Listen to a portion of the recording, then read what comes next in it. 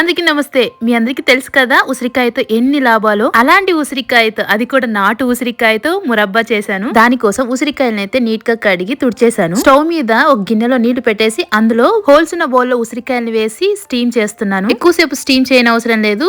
Just మనము chalk తో లేదా ఫోర్క్ తో ఉసిరికాయని ఇలా అన్నప్పుడు ఈజీగా వెళ్ళిపోవాలి. ఇలా స్టీమ్ చేసిన ఉసిరికాయలని మనం ఫోర్క్ తో ఇలాగా హోల్స్ పెట్టేసుకోవాలి. ఇలా హోల్స్ చేయడం వల్ల ఉసిరికాయకి బాగా పాకం పడుతుంది. పాకం కోసం నేను ఆర్గానిక్ బెల్లం అయితే యూస్ చేస్తున్నాను. దీన్ని నేను డైరెక్ట్ గానుగ దగ్గర నుంచి తీసుకొచ్చాను. బెల్లం వద్దనుకుంటే చక్కెర కూడా వాడొచ్చు. అర కేజీ ఉసిరికాయలకి అర కేజీ బెల్లం అంటే ఈక్వల్ క్వాంటిటీలో అవసరం అవుతుంది. జాగరి మొత్తం ఉండలు లేకుండా కరిగిన తర్వాత ఉసిరికాయలు వేసేయాలి. అలాగే బాగా మిక్స్ చేసేసుకోవాలి. తర్వాత ఇందులోకి కొంచెం ఉప్పు, హాఫ్ నిమ్మకాయ యాడ్ చేసేయాలి. ఇలా యాడ్ చేసిన తర్వాత బాగా మిక్స్ చేసేసి మూత పెట్టేసి ఉడికించాలి. ఎంతవరకు అంటే ఇలా పొడుగుగా తీగ పాకం రావాలి. ఇలా పాకం వచ్చేస్తే మురబ్బా రెడీ. దీన్ని నేను గ్లాస్ జార్ లో చల్లార్చి స్టోర్ చేస్తున్నాను. ఈ పాకంలో ఉసిరికాయలు బాగా ఊరి నెక్స్ట్ డే కి మురబ్బా రెడీ అవుతుంది అనమాట. దీని టేస్ట్ ఎలా ఉంటుందంటే కొంచెం ఒగరు, కొంచెం తీపు, కొంచెం పులుపుగా ఉంటుంది. ఒగరు, తీపు, పులుపు కాంబినేషన్ ఇష్టపడే వాళ్ళకు చాలా నచ్చుతుంది. దీన్ని 1 year వరకు స్టోర్ చేసుకోవచ్చు అంట. ఇందులో ఆమ్లాతో పాటు మనము బెల్లం యూస్ చేయడం వల్ల